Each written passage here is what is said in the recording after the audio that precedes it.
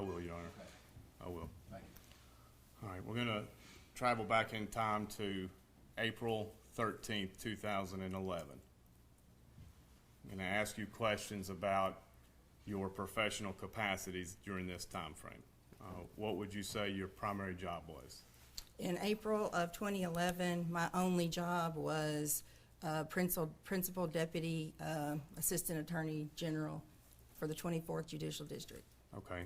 And what county, were you in charge of all 5 counties? That's correct. I tried all the murders, rapes, robberies, anything super violent. I was a trial attorney only at that time. How long had you served in that capacity? As an ADA, Yes, ma'am. I came to Tennessee to prosecute in 1998. Okay. I now have 33 years in as prosecuting. And when did you leave being an assistant district attorney in this 24th Judicial District? There was some overlap, but I started full-time as an assistant United States attorney in August of 2014.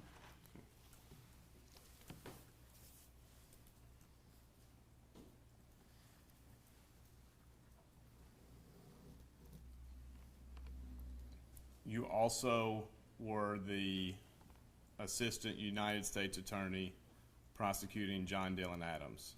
That's correct. How often had you had a dual role within the federal government prior to the prosecution of John Dylan Adams? As far as federal and state, Yes, ma'am. I started as a special assistant United States attorney for the Western District of Tennessee in August of 2011. So from August 2011 until I was hired full-time in August of 2014, for those 3 years, in addition to being an ADA for the 24th Judicial District, I was also a special assistant United States attorney. Now, in your role as assistant district attorney, were you typically involved in pre-indictment consultation with TBI and local law enforcement? Absolutely. Were you kept apprised of how the investigations were going in your cases? Yes. Did you consult and advise TBI? Yes. How would you summarize the Holly Bobo case? Was it a bigger case in your career? Was it what? A bigger case? Yes, it was a bigger case. Stands out. Yes. You still have a good memory of that work? It was a long time ago. I remember some things really well, and there are probably a lot of things I don't remember. Okay. When were you brought in with work on this Holly Bobo case? I was in another trial on April 13th of 2011. Otherwise, I would have been in Decatur County on that day. That was on a Wednesday. What I did do when I was alerted, I could not come to the scene, but I had a list and started calling law enforcement people to go help out. So I did do that while I was in trial, and then I first went to Decatur County on Friday, April 15th of 2011. And from that time until August of 2011, were you involved in this case? Yes, all the way up until August of 2014 when I came full-time. I still had to do a role. And did you participate in any other matter regarding the state court proceedings after August of 2014? No. Okay. Were you present after coming to Decatur County for the attempt to recreate the cell phone journey of Holly Bobo on April 13th, 2011? Can you ask that again? Sure. Did you work with law enforcement and other people to recreate where Holly Bobo's cell phone was on April 13th, 2011? No. Did you ever work with anyone regarding trying to recreate her route that day? No. Other than them advising me of certain things about the phone evidence, but no recreations. And when you say them, who is them? Law enforcement, TBI and/or TBI for sure. Anybody else? I mean, a lot of people were working on the case, so I don't know for sure. Marshal John Walker? No, I had very little involvement with Marshal Walker.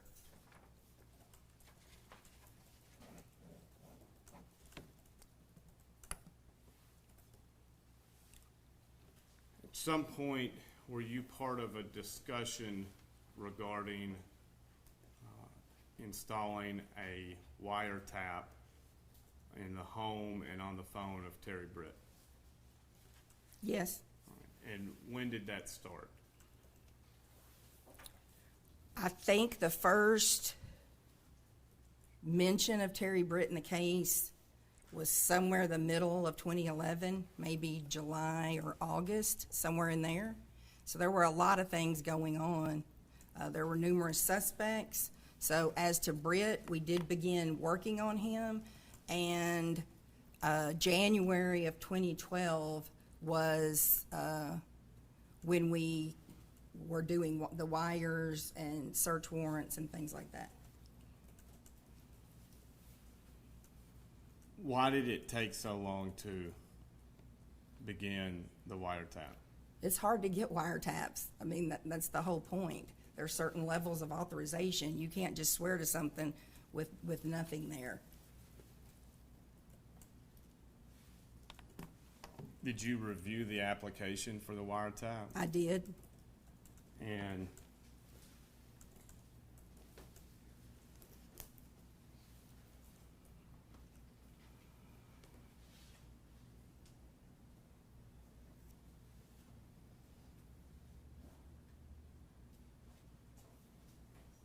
the witness can be handed Exhibit 56.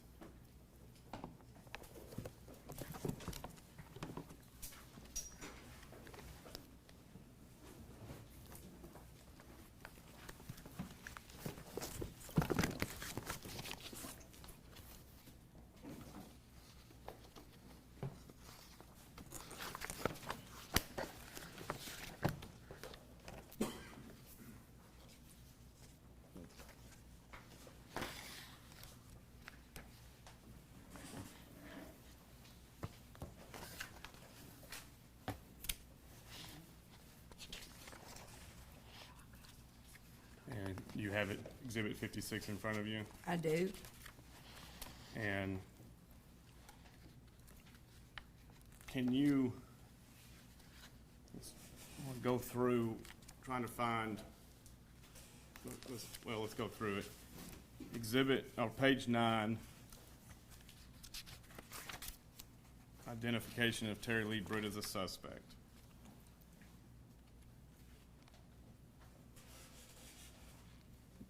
You know when it was determined that he was a registered violent sex offender? I'm sure we knew that early on. I believe we had a list of all the sex offenders within so many miles of the crime scene. And his past predatory behavior, how long did it take you to get that? Some of that would have been a little longer because we were getting, I think, offense reports and judgments and just accumulating knowledge as to what the past was. Terry Britt's alibi proven false. How long did that take to develop? Page 10.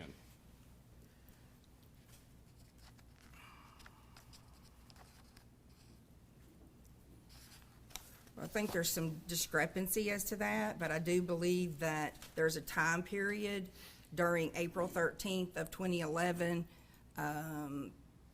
where there were some phone calls between he and his wife, as I remember, and he had indicated he had been with her the whole day.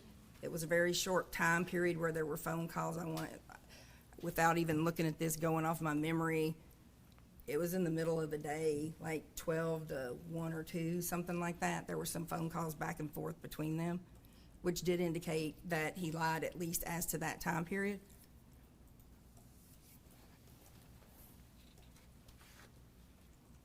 Well, you reviewed this prior to it going to Judge McGinley. That's correct. And in bold, on essentially almost a page and a half, page 10 to 11, is Terry Britt's alibi is proven false. Correct. Then, I would like to say, though, these are very fluid. So the probable cause that's listed in here, of course, is as we know it at the time. So I'm noting on page 10 where you asked me to look that it says they did not purchase a bathtub on the day of April 13th of 2011. That was because Terry Dykes went to All Good Salvage to ask if a bathtub had been purchased, and they did not have a record of it. I let Terry Dykes know that as a state ADA in the 24th, I was very familiar with Slim Allgood and All Good Salvage, and that they did not keep good records by anybody's standards. I know at a later time we did find a receipt at the search warrant in January of 2012, and Dykes took that back to All Good Salvage, and though they didn't have a receipt, they did verify that that was Slim Allgood's writing on the receipt. So it is fluid, but yes, at the time that we did this, Allgood had said that they did not buy a tub. were you aware that this bath receipt was put in the safe at Terry Britt's house? Yes. That strike you as unusual? No, not at all. I think he also had a receipt for purchasing a Coke at a gas station. For a sex offender, especially as organized as he is, and any others, they heard of a crime like this, I'm sure they kept anything they could to show where they were that day. Okay. Or where they chose to go? I can't speak to what they choose. Changes in physical appearance, page 11 and 12. And if you look on page 12, middle of the second paragraph, it states September 1st, 2011 was when Mr. Britt was observed. Okay. Is that, I don't know what you're asking. well, I'm trying to figure out why did it take so long from, if the change of appearance was in September, why wait until January? If I can explain this to you pretty easily. When this crime happened, there were hundreds of potential suspects, and this carried on throughout. It was piece by piece evidence, day by day, hour by hour, and year by year. So we were looking at people that went to nursing school with Holly, her friends, the family friends, anybody that had done work at the Bobo's house, sex offenders. The list goes on and on and on. And nothing was digital at this point. So going back to when we were actually at the command center, the way that was working, everybody showed up. It was social media. We had four-wheelers. We had people with horses, people with dogs, metal detectors, and all we could do was try to organize this. So people were calling in, and they were getting a handwritten piece of paper that had somebody called in. They handed it to a team of law enforcement that could be made up of people from multiple different agencies. They would take that piece of paper, and then they would go and interview that person, and they should interview wherever that leads them until they clear that. Then they would bring it back, and they'd put a check mark on that piece of paper, and then that piece of paper would get filed somewhere, and it didn't get entered until a lot later. So we weren't only working Terry Britt. We were getting focused, you know, towards the end of 2011 and then into 2012. We put a lot of emphasis on him at that point, pretty much throughout that year, but there were other things still going on constantly. Well, is that the reason for the delay, or was it your prior statement that it takes a lot to get the search warrant? No, I think it was all of that. I'm just saying you can't just go get a wire overnight. So, but as far as any delay, we were working everything as we could work it, but he was still not the only person. Leads were still coming in and we were still going through old things. And we were all working 15, 16-hour days, sometimes more. Understand. And y'all use the analysis of Holly Bobo's cell records, Correct. Mr. Britt's proximity to the physical evidence recovered, Correct. Mr. Britt's pre-abduction knowledge of Holly Bobo, Correct. additional predatory behavior of Cor- Mr. Britt, Correct. enabling and suspicious behavior of Janet Britt, Correct. and your office, in conjunction with TBI, submitted there was probable cause that Mr. Britt had committed these crimes. Correct. And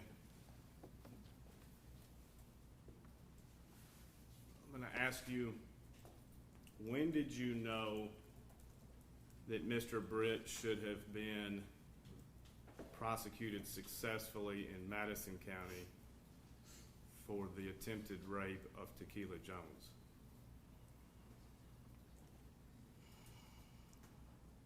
I'm not sure I ignoring, I'm not, understand. I'm gonna object, I don't understand the question, prosecuted successfully, I don't know what All right, that I'll means. rephrase. We can't, All right, objection sustained. Rephrase the question. What's your knowledge of Mr. Britt and Tequila Jones?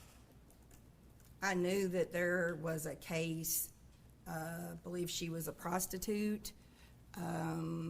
It occurred in a moving vehicle. I think she had about the same baggage you expect a prostitute to have. And I know that Madison County did come back later and charge that case. They did think it was going to be very hard to win, but they didn't have to get there because he wound up pleading guilty to it. Okay. So when did the crime take place? It's probably in here, but I would guess say 08, 09, something like that. Okay. And were you aware of Mr. Britt's preliminary hearing in general sessions not going forward? I don't remember that. Do you know when the indictment was in Circuit Court of Madison County?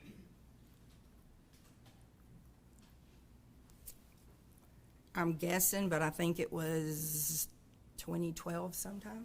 Okay. And how soon after that did Mr. Britt plead, to your knowledge? I don't remember that. It would be on the judgment sheet.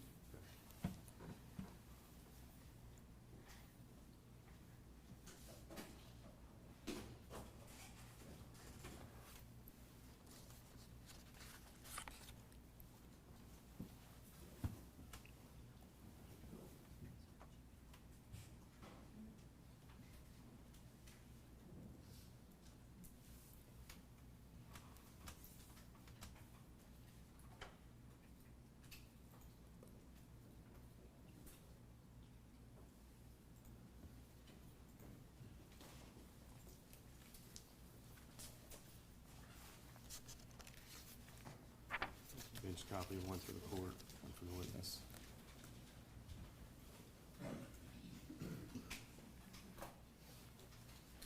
Witness has been handed the document.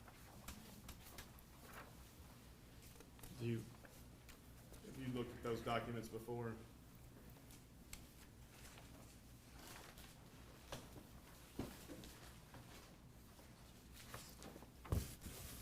I'm sure that I did, and I'm familiar with what a state judgment looks like. Does that look like a state judgment? Yes, sir.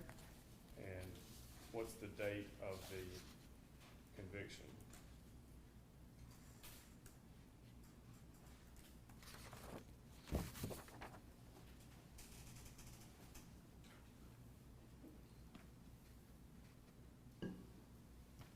The judgment was entered June 7th of 2012.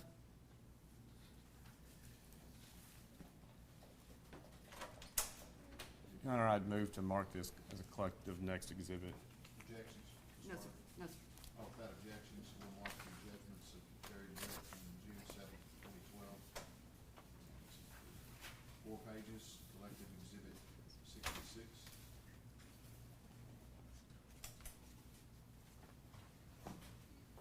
Now, in your experience as a prosecutor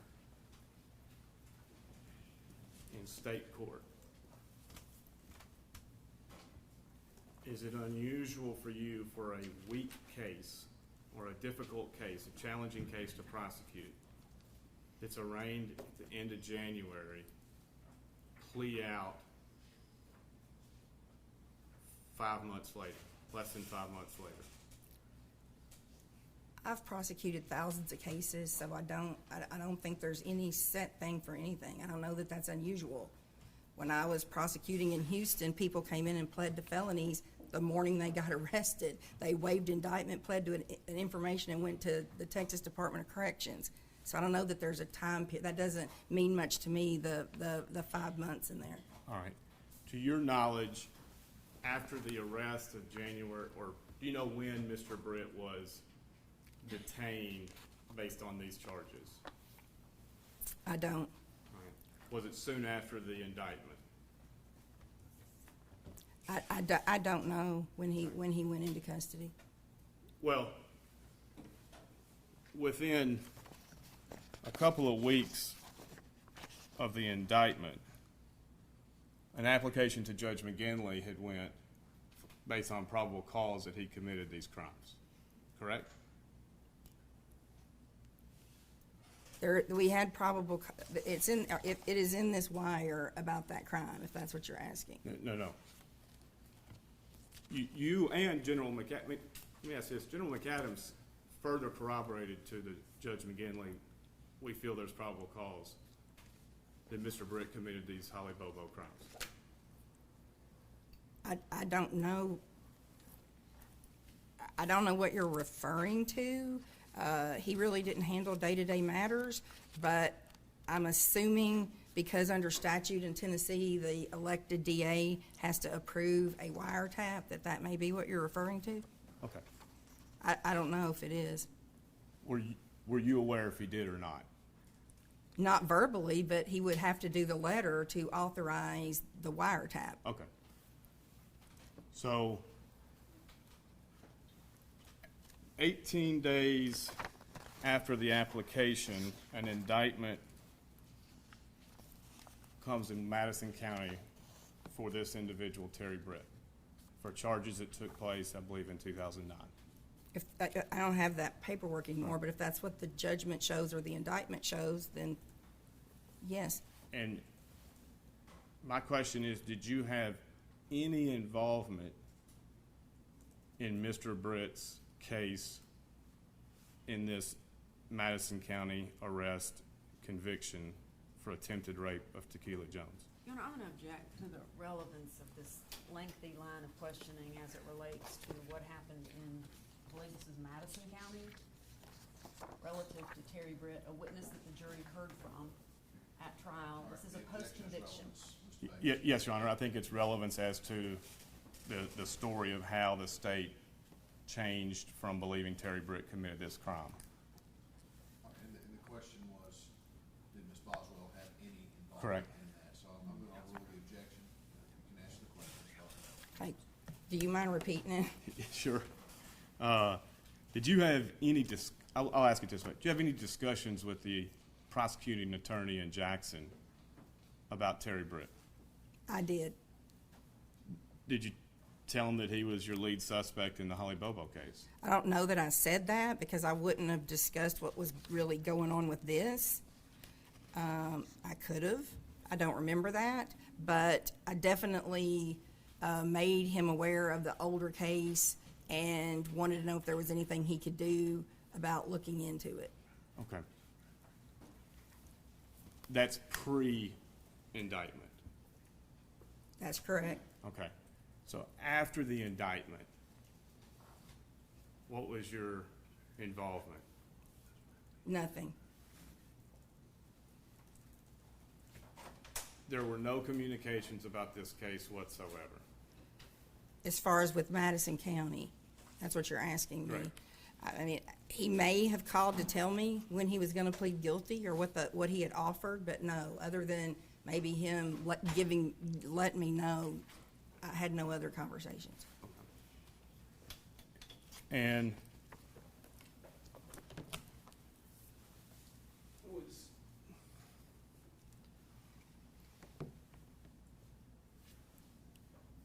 at some point, did you listen to the wiretaps of Mr. Britt? Usually I would just look at the synopsis or go by what law enforcement provided me, because had I been the trial attorney on anything where I needed to do that, then I might do that, but I don't recall listening to the wiretap. I would have been involved in the 10 or 15 day report back to Judge McGinley about whatever was going on with it, but I don't recall, at least as to the phone. I remember a few calls at the beginning, but other than that, no. Anything jump out at you as significant on the phone portion of the wiretap? No, I mean, just that he was super controlling of his wife, but other than that, no. Okay.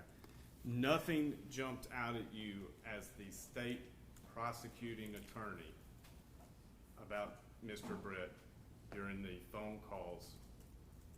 I want to make sure I understand. No. And Not there that I was recall. also an audio component of I guess, a microphone in the home. It was an oral communication. There was a separate wire for that, yes.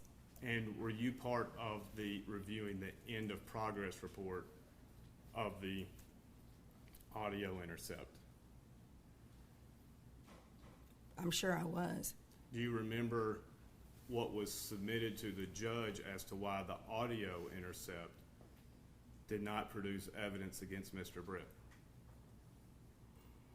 I don't remember that. I mean, I know the whole purpose of the oral communication was to capture one conversation only, and we did capture that conversation.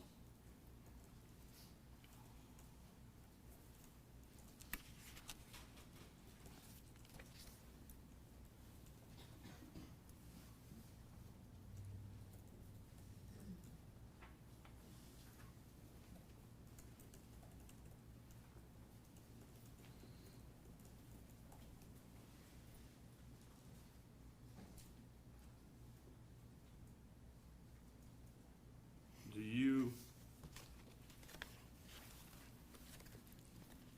remember reviewing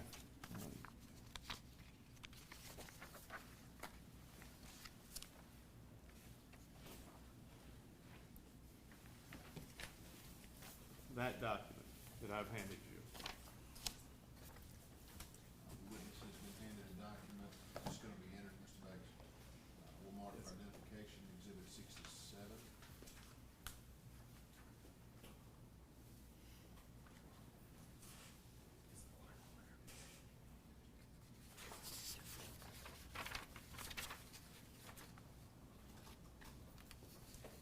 Do you remember reviewing this application on behalf of the state of Tennessee to Judge McGinley?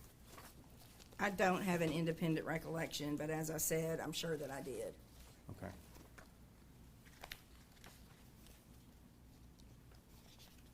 And do you see where it says why evidence was not obtained?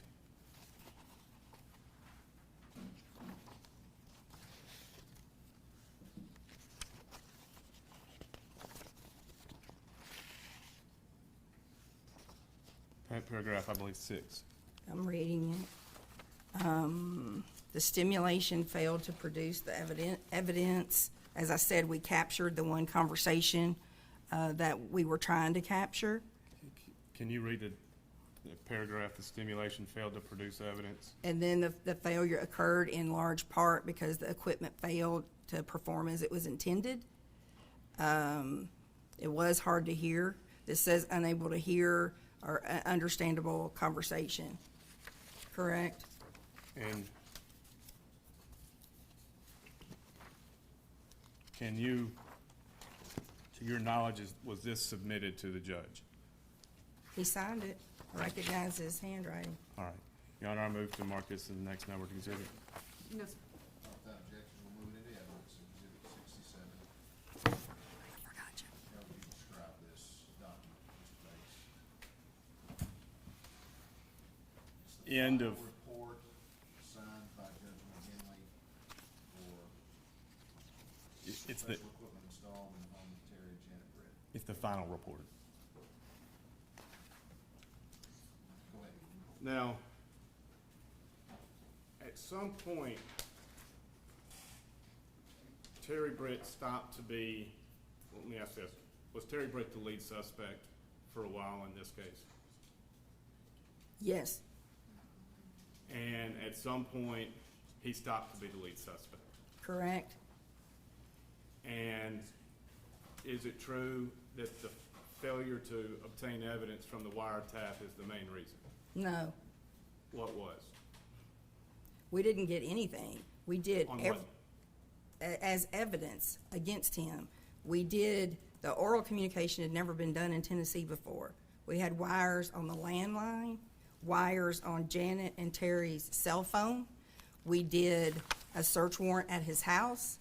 We had a poll camera where we surveilled the house. We did DNA testing on items. We did fingerprinting. We took all the tools. We searched his cars. We searched his house. He made no statements. There weren't witnesses that had heard him say anything.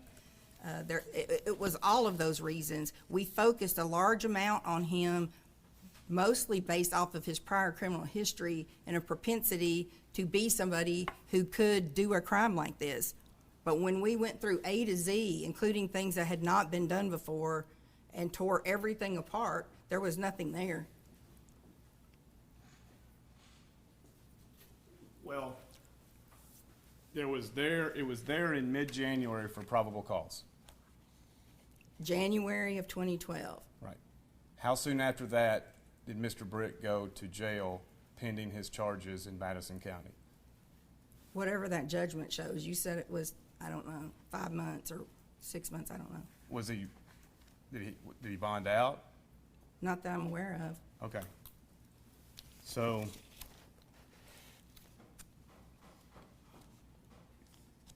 he was in jail for 2012, prior to pleading in June. Correct. All right.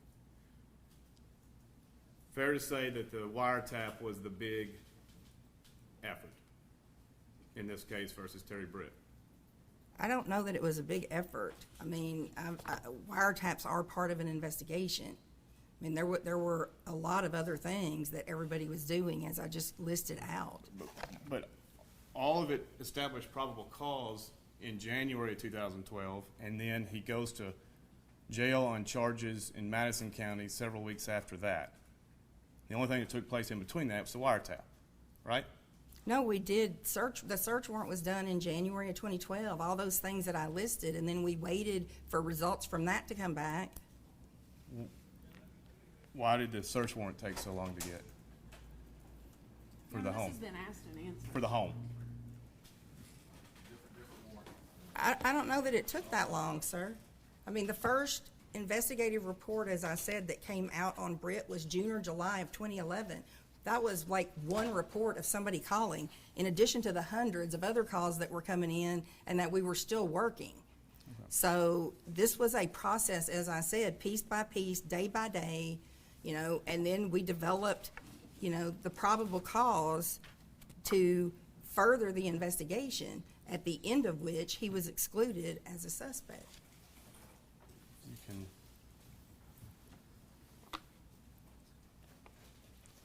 One for the witness, one for the court. The witness has been handed a document will mark for identification exhibit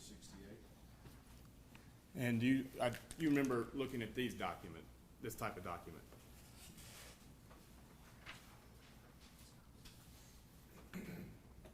I really don't know that I ever reviewed these line sheets. Do you know what it is? I do know what this is, but I don't know that I reviewed this. Okay. And then can you look at I mean, I would have been party to anything that anybody thought was relevant would have been told to me by TBI. All right. And then look at line 45.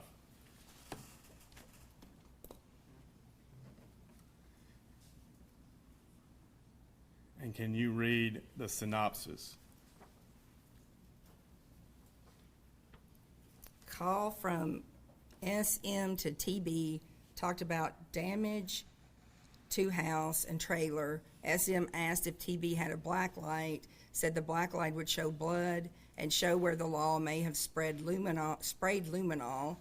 SM told TB to be careful what he said because they might have phones bugged and they might have the house bugged too. And what date was that? January 18th. All right. You would agree with me that's significant. It's a call that he had where somebody's telling him that he needed to be careful about things.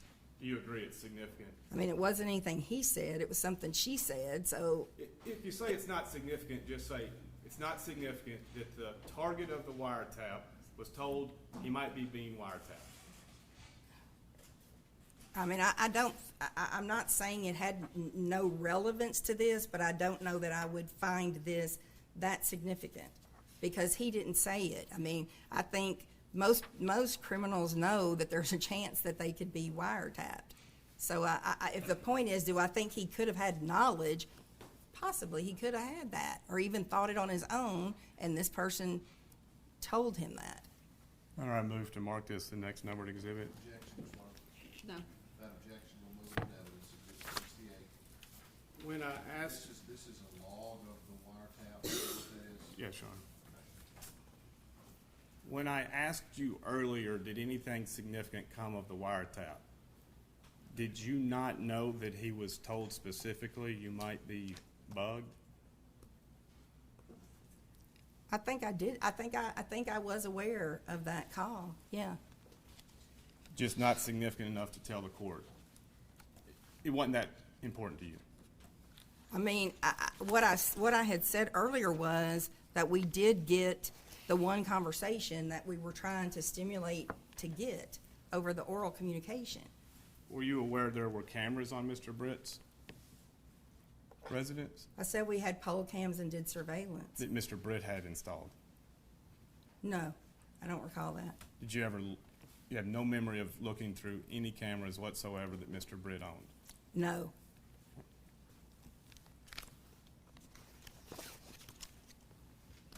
Now, after the wiretap, the final report, was there further applications to the judge about either Terry Britt or Janet Britt?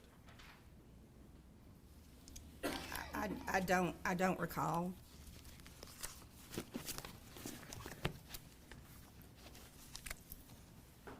I don't know the dates of when we gathered things. Like I said, I know we had GPS tracking devices, so there were other applications, but I don't know when in time that would be.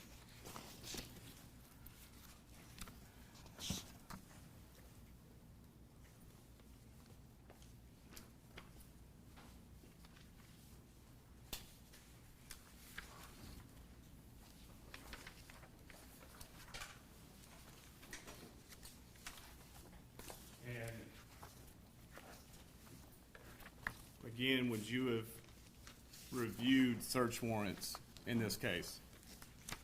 Yes, sir. Is she done with exhibit 68? Yes, Your Honor. Let's give that to the court, and for clarification, explain SM and TB. I'm gonna ask the witness, do you remember listening to a Sherry Manis? I don't remember listening to any of those calls, but I know that name, and I think she is connected to Terry Britt. And do you know how? I don't know if it was a sister, Okay. maybe? And TB, what was that shorthand for? Terry Britt. All right. So, the end of report is early February. And to your knowledge, some point we know Terry Britt goes to Madison County Jail to wait bond for the Tequila Jones crime. He went to court on the Tequila Jones case, yes. Your testimony is we received nothing on the wiretap, nothing significant. No, that's not what I said. I said we did get a call that I thought was significant. Was that, what was said on that call? That was the oral communication when we stimulated it so that Janet and Terry would enter the house at the same time together and see the search warrant paperwork. And he said, I've done a lot of paraphrasing, I've done a lot of bad shit, but I didn't touch this Bobo bitch.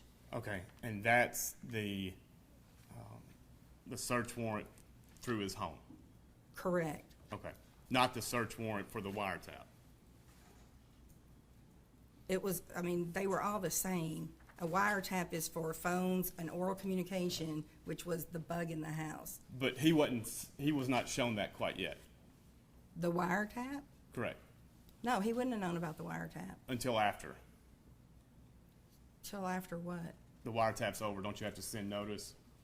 When the investigation is ongoing, we don't give them that at that time. Okay. On February the 9th, this is after all wiretaps, Agent Booth sent a search warrant for Janet Britt, correct?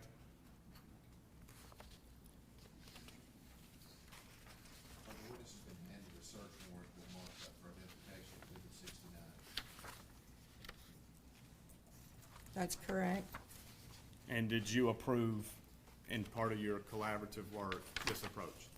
I would have. Your Honor, if we mark this the next numbered exhibit. Objections? No, sir.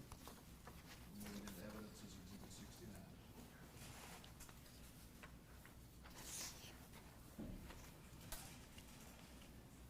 This is for DNA of Janet Britt.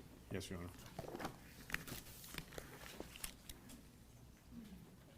Do you remember what vehicles of Mr. Britt's were searched? I think anything that was there. Do you remember a Dodge Dakota? I don't remember the kinds of vehicles they were. We searched all the vehicles.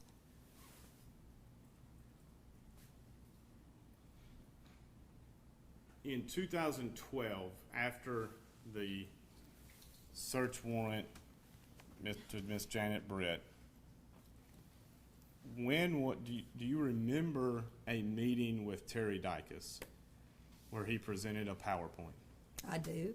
All right, do you remember when that was? I do. When was it? February of 2013. Okay. So now, let's talk this 12-month period from February 2012 to February 2013. Who was the lead case agent on this case? Terry Dykes. How long had you worked with Terry Dykes? I really don't know the answer to that, but I did work cases with him. I don't know when he came on at TBI or. Okay. Who called for the TBI PowerPoint meeting?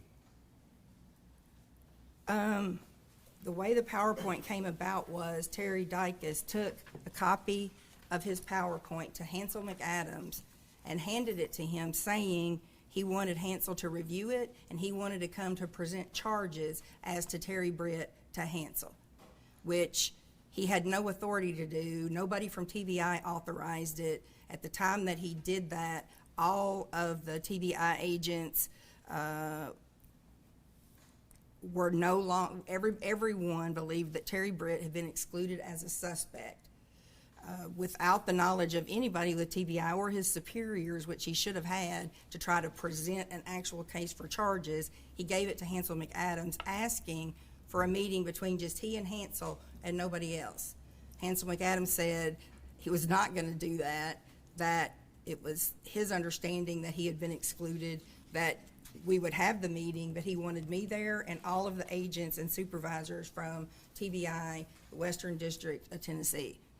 Then I called everybody to set the meeting up. All right. Was Marshal John Walker there? I don't remember that. FBI agent Art Vivros? Art retired in December of 2012. I don't recall him being present. Could he have been there? He could have been. Anybody invite him, to your knowledge? I wouldn't have, because he was retired. I would not have invited him. At this meeting, was it discussed, on January 17th, Terry Britt said he might be being bugged. I don't remember that. Did anybody say, the audio failed? And that's the big reason it didn't get evidence. The audio equipment failed. It just wasn't clear hearing, sir. Like, you couldn't hear it clear. I understand what's in the document. The document says that it did. But again, we were trying to capture that very first conversation, which we were able to hear. Right. Well, it's important when TBI reports to a judge to be honest. That's right. So is there any reason to believe in February of 2012, Agent Booth was being dishonest to Judge McGinley when he said the main reason we didn't obtain evidence is equipment failure? No, and he also said that the stimulation, he referenced as to the stimulation. It didn't work great. It did not work great. You could hear things, but you couldn't hear clear conversations. You had to really listen hard. I mean, it wasn't what we expected to have after getting it in there, for sure. Now, the PowerPoint presentation, do you remember, what do you remember from the meeting? I remember that everybody in the room, I do believe Ricky Inman may have been there, who also still believed that Terry Britt had done the crime. He was with Decatur County Sheriff's Office maybe at the time. But as far as the TBI investigators, the supervisors, and myself, we had excluded Terry Britt. I remember specific things, and it was a very long PowerPoint. We all listened. We made remarks. We asked him questions. The majority of the PowerPoint were other people that Terry Britt had stalked, which, since we had cleared him, this was not going to be there anyway. But had you gone to trial on Terry Britt, if he had committed this crime and went to trial, all of those other stalkings would have been 404B. If anything, those would have never come in. And also, I don't know that you could have used them for impeachment as well. But as I said earlier, Terry Britt, could have been good for this crime based off that history alone and based off his stalking and the prior rapes. I remember a few specific things that still stick out to me now. One was based off phone evidence. There was a period of time where there was a gap, or there was nothing. I don't know how to explain it, but I remember that Terry Dykes said, "Here's where the rape occurred. The rape occurred right now." And we said, "What rape? Do you have a rape kit? Has Terry Britt admitted to rape? Do you have a witness to rape?" Like, at the time that we did that, you would assume that a predator, whoever that person is, that might be the motivation for the crime. But he specifically had in there that this is where the rape happened. And you use some words. You got rape kit, and that's a kit you use on a victim if they've been raped. Right. Witnesses to a crime. Right. Now, at the time, what was your understanding of where Miss Bobo traveled on April 13th, 2011. Before we come back to that, can I finish the other points of the PowerPoint? Or do Yes, you- ma'am. Okay. The one thing I remember was on the day of April 13th of 2011, Terry Dykes said that a truck or vehicle that looked like Terry Britt's went past Am Farm on 641 or 69. We didn't know if it was his. You couldn't see who it was. It didn't stop. It didn't do anything except go down 641, which everybody does all day long in that area. Let me ask you one. Do you remember Mr. Britt's cell phone records showed he was actually in the same area where the Am Farm vehicle was? I don't, and I'll answer what you have on the cell phone stuff and my knowledge of that. But the purpose of the PowerPoint was that he drove by where her phone was found, is the way he presented this. But as I said, he didn't stop. He didn't throw anything out, and obviously later we got other information about the phone and the location of where it was. All right. I have my diagram. Are you discussing? Let's, I think we marked that as an exhibit, so let's call it out. Exhibit 15. We're looking at exhibit 15.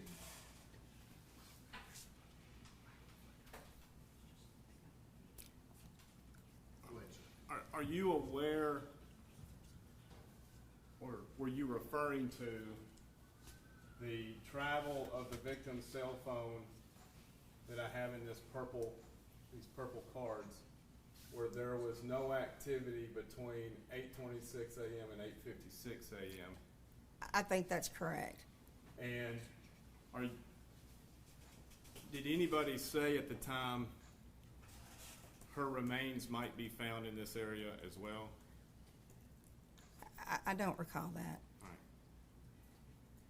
Have you learned after you left the case that her remains were found in the same area?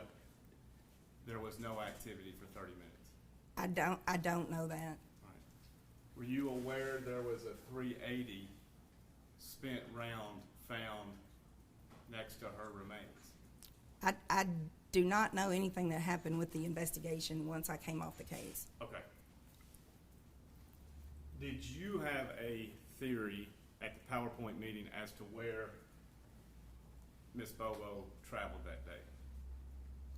No, and what I can tell you is I'm not very mathematical at all. Phone evidence in that area, if I recall right, was 2G at the time. On any of my cases that I had worked in the 24th, particularly in the more wooded or rural areas, mostly what we were looking for was who talked to who to be able to corroborate if people were together or not. And it got very dicey with the cell towers and the sectors and what you could actually prove about any kind of location to a certainty. And I recall that there were pings or things with his phone as well as with Zach's and Autry's. So, I mean, there were things going on with the phone evidence, but what was most important to most of our cases was more who was talking to who and when were they talking, because I think it was mile radiuses at that time. I mean, it was a very wide radius. You could not say somebody was right here at this spot. And I'm sorry, you just said Zach and Autry were pinging. That wasn't at the PowerPoint meeting, was it? No, but I'm saying later Okay. as well. I mean, I just don't know how the science at that time was not very good. Okay. All right. At what point did you participate in an investigation of without warning? No, Do you have any memory of who that was? I don't know what you're asking me, no. Okay.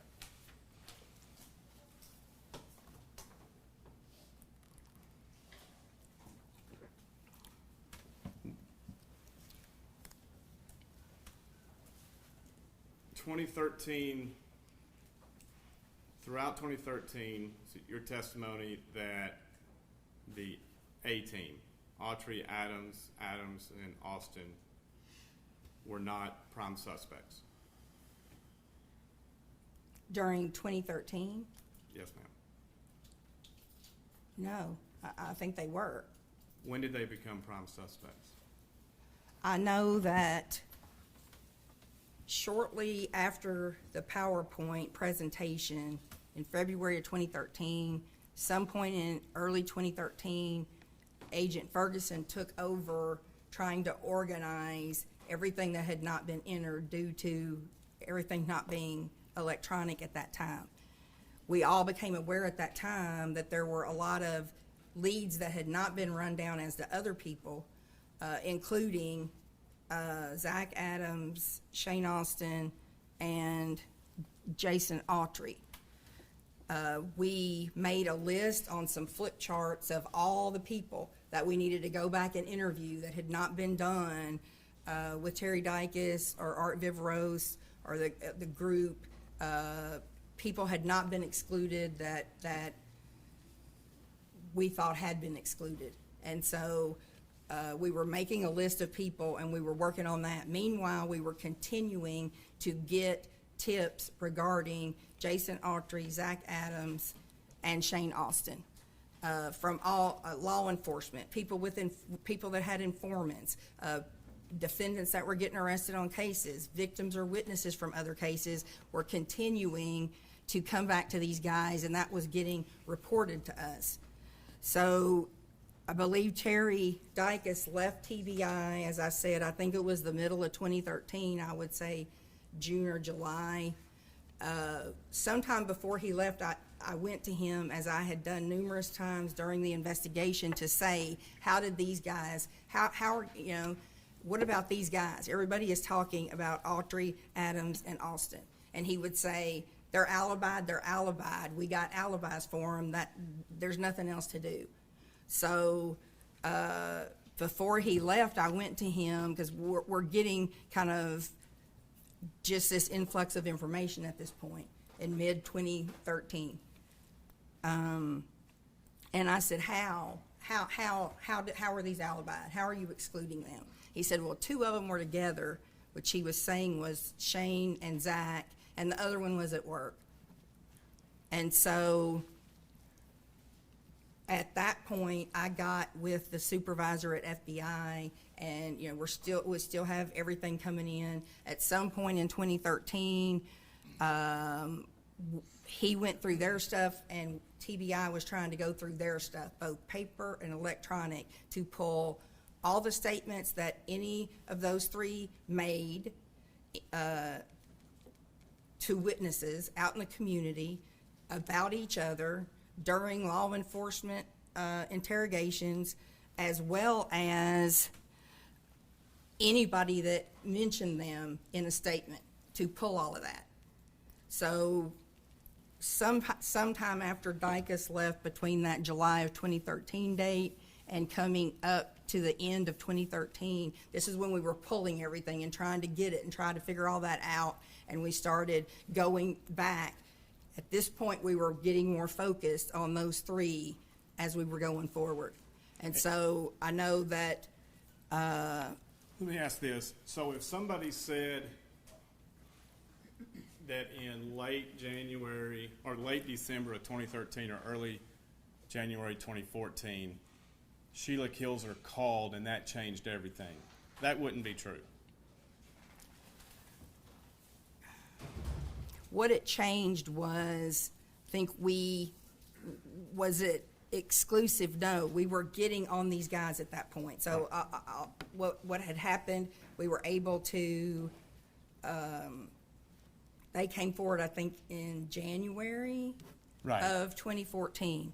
So we were accumulating these items and going through statements and trying to re-interview people and do all of that. So the piece that they brought, I think, accelerated our process, but we were getting focused on these guys, and we were going back and interviewing people. We were trying to get all that together. So I think it certainly by January, you know, it was testimony that we didn't have. We did not have anybody that had seen her alive at any point. So for that alone, let us know that we were getting on the right track with what we were doing. And you said testimony. You just made a statement. Yeah. There were statements that Miss Bobo was alive by other people prior to this Sheila kills her. People had said they seen her, things of that nature. Yeah, all over. Okay, so when you say Sheila kills her said they saw her alive, other people had Post-abduction. other people had said post-abduction they'd seen her alive.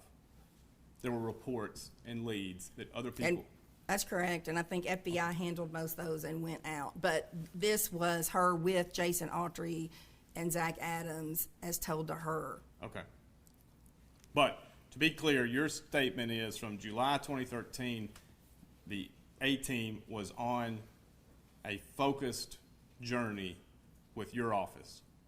I'm saying that we were still working other people because we had made the list on the charts.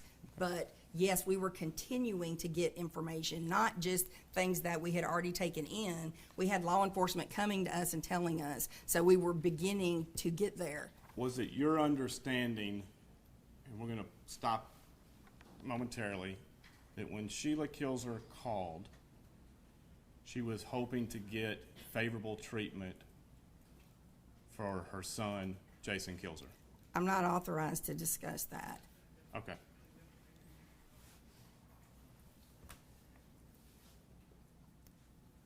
As in your capacity as the state prosecutor, was that information anything you took into consideration, or are you saying you can't testify to it? I didn't have anything at the state, so no, I cannot testify about that. Okay.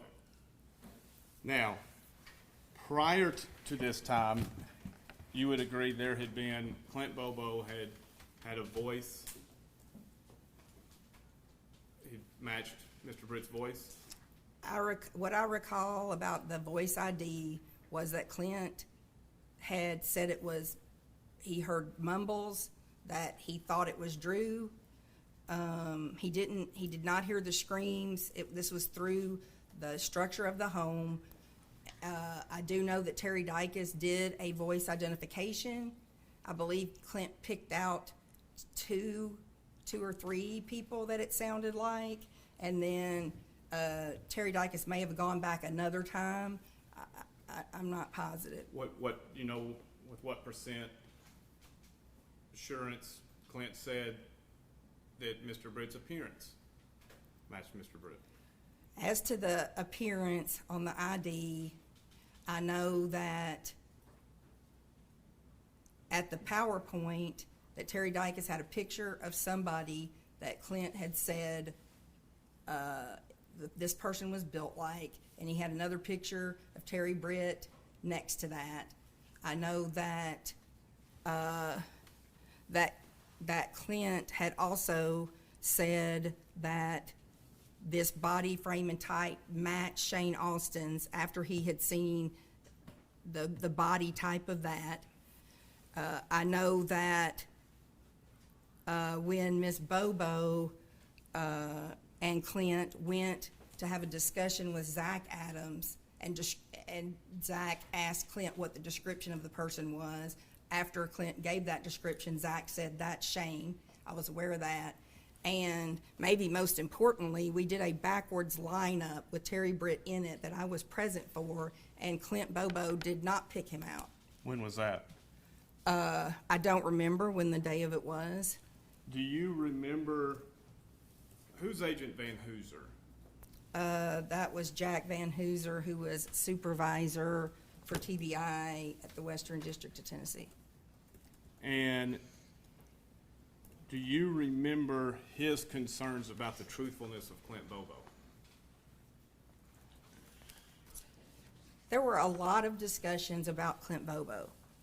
So I don't recall specifically that, but I do recall that overall we felt like a lot of things just didn't seem accurate for whatever reason. And I'm referring to, you know, not hearing the screen.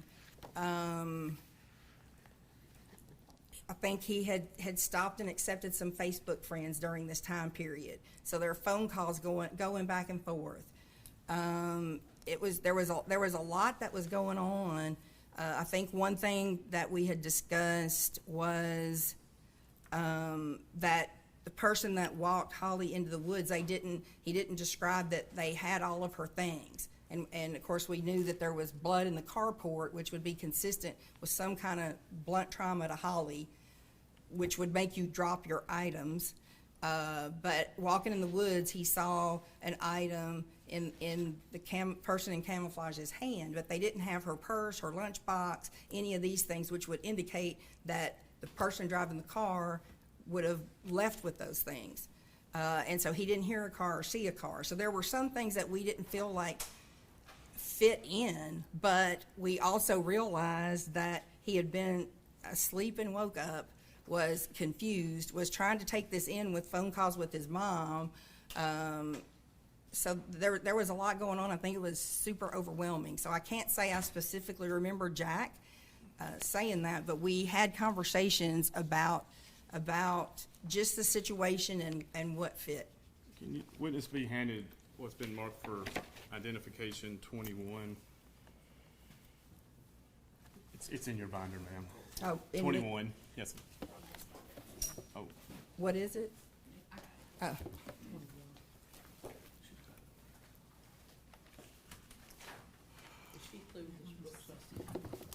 Thank you. Wait a second. If you hang on to that part, I'll flip this over.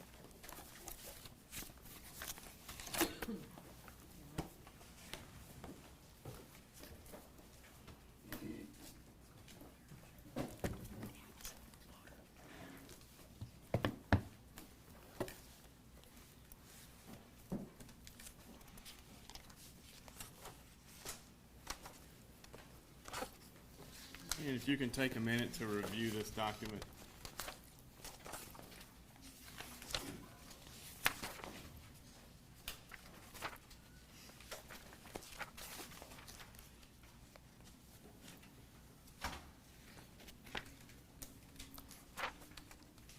I don't recall ever seeing this document.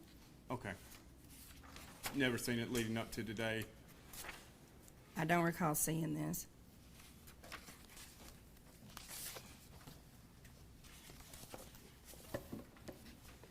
Do you remember Agent Van Hooser's frustration with Clint Bobo?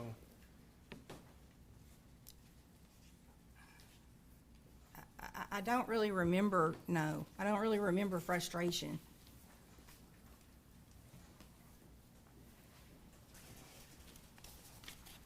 I really didn't deal with Jack very much, honestly. I mean, he was a supervisor and kind of doing his thing, and on the day-to-day, I was really with the agents.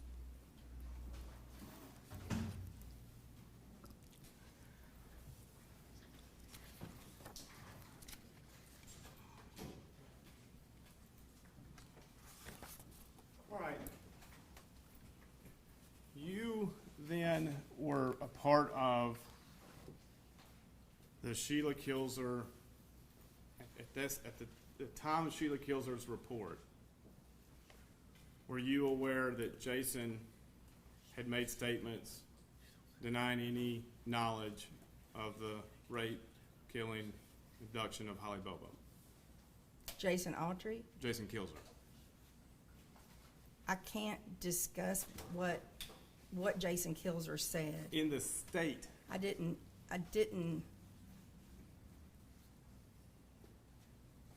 Can you ask it again so I can see if I can answer what you're trying to ask me? I just want to make sure I'm not. Yes. Let's start with this. Sheila Kilzer made a report that her son had information about what happened to Miss Bobo. That's correct. Were you aware the same son had made prior statements in this case, prior to the phone call?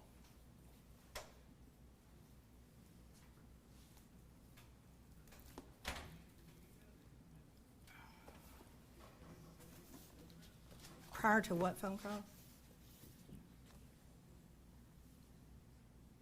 Prior to the end of the 2013, January 2014, Sheila Kilzer phone call. Okay, you mean when she reported something? Yes, ma'am. Okay, so what's the question? Had you had any awareness of prior statements of Jason Kilzer? I don't think I can answer that. I don't know how I can separate. I didn't have a state case on him at all, and so if you have something you want me to look at, I'll gladly do that. This has been handed. Just an IR, Yes, Your Honor. what I remember, 1490. IR 1490 as exhibit 70 for identification.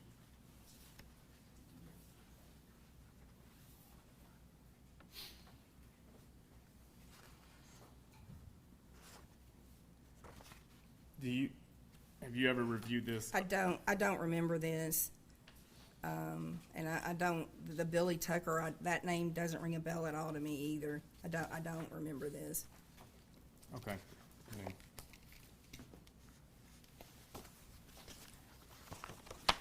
We'll leave it for identification then. That's fine, Your Honor. 70. And ask that this be identified as the next for identification. Mark for identification, next document is exhibit 71. And Ms. Boswell, this document, did you ever look through this document? If you'll let me read it, I'll let you know.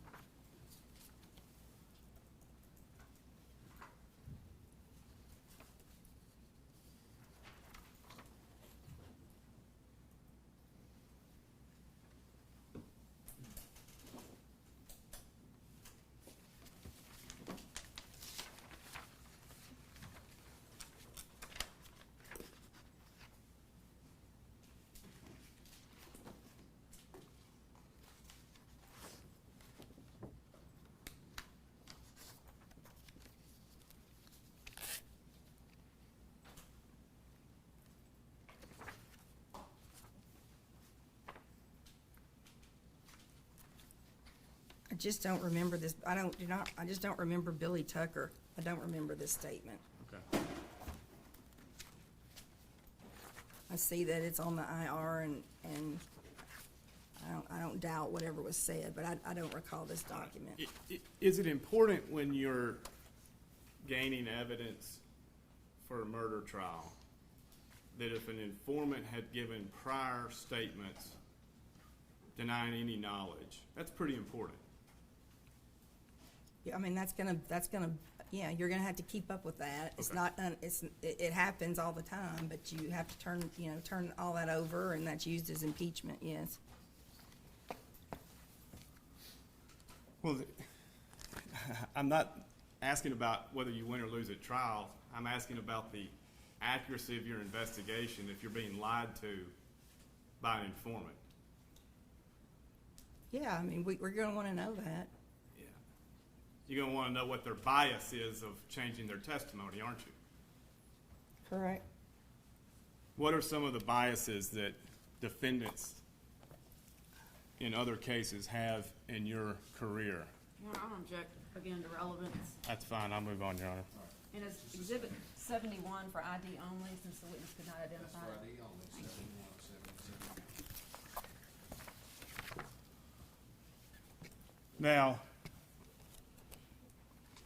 you state that Sheila Kilzer's report accelerated the focus on Jason Autry, Zach Adams, Shane Austin. Correct? Yeah, I think I did use that. I think I did say that word. Now, at this time, I believe the Sheila Kilzer, do you remember when Ms. Kilzer met with TBI? I don't, but I believe it to be December to January of 2014.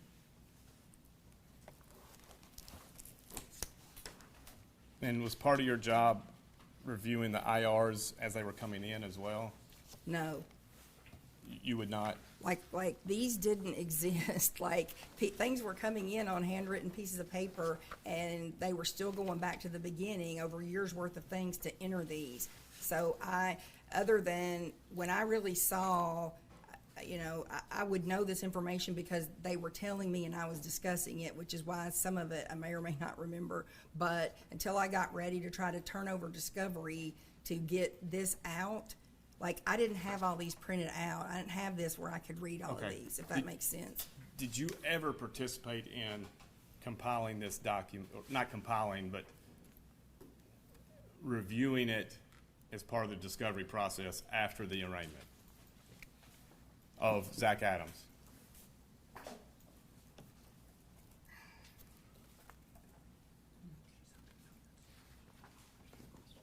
I mean, as part of this, at the time that the discovery was taking place, I had already been accepted but was waiting on background check to come full-time federal when the discovery process was ongoing. Okay. So it was like, I had to get a scanner delivered and a copier delivered, and I was responsible for all those terabytes of information. So I was just trying to get it on some kind of form to be able to get that turned over before I left.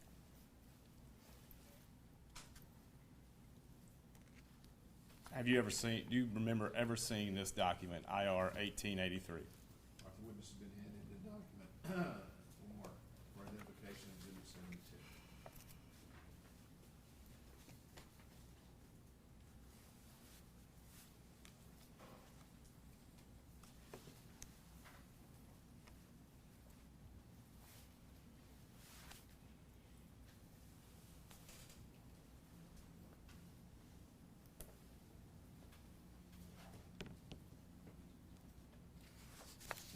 I don't believe I've seen this document, but these statements in here, I believe that I was told this information.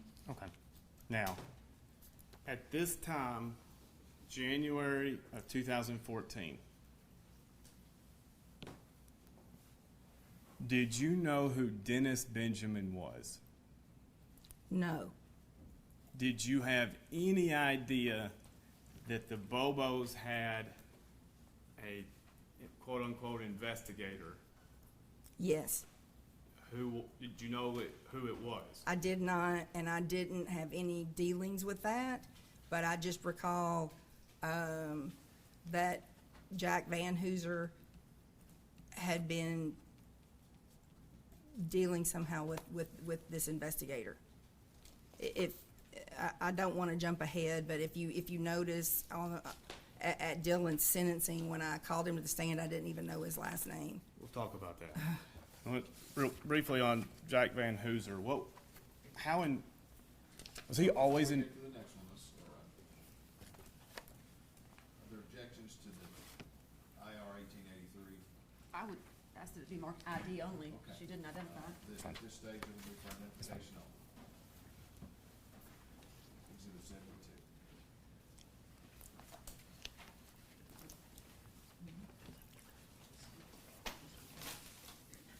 Now, the witness has been handed another document for identification, exhibit 73.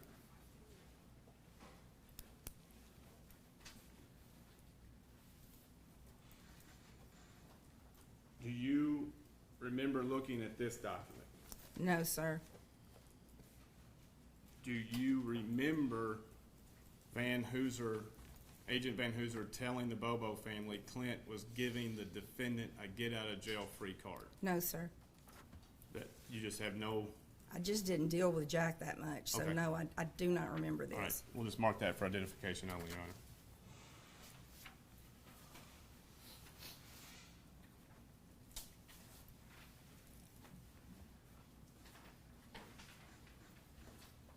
Was Sheila Kilser's report part of the reason eventually you and General McAdams went to the grand jury to get first-degree murder charge, especially aggravated kidnapping, and rape?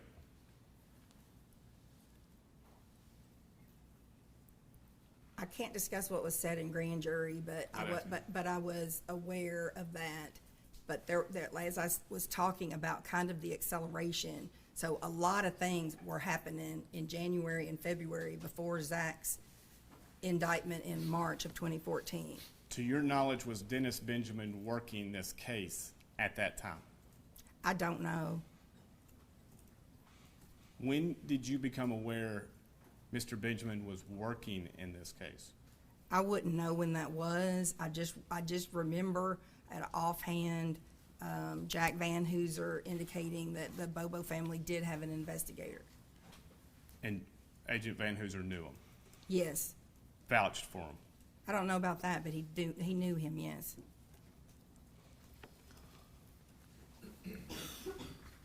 After, let me ask this, when Sheila Kilser called in January of 2014, was Dylan Adams in Obion County Jail?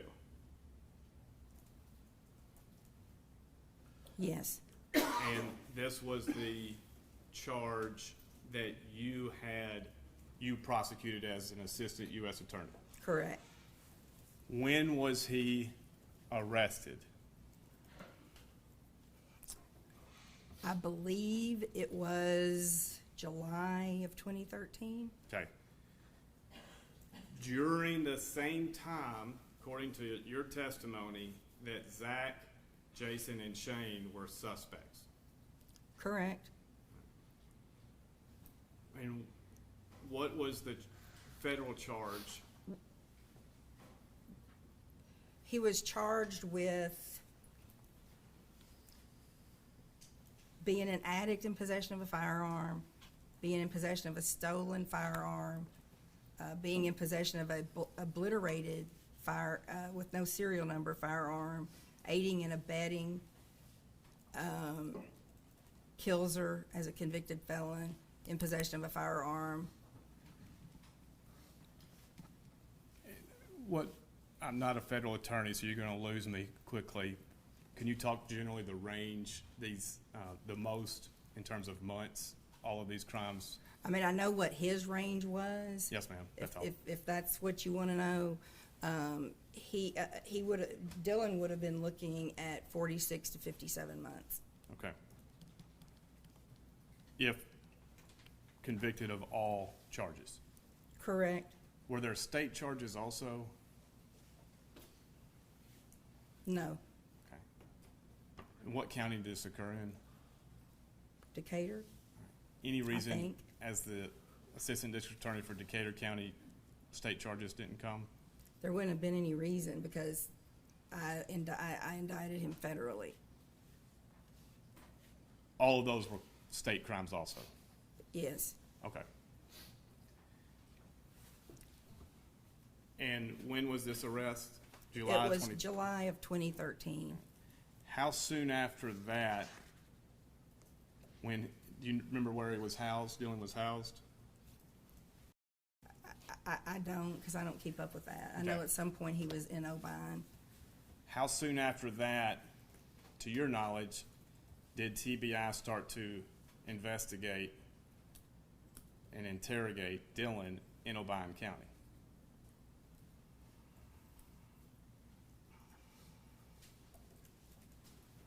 It was, I think, in 2014.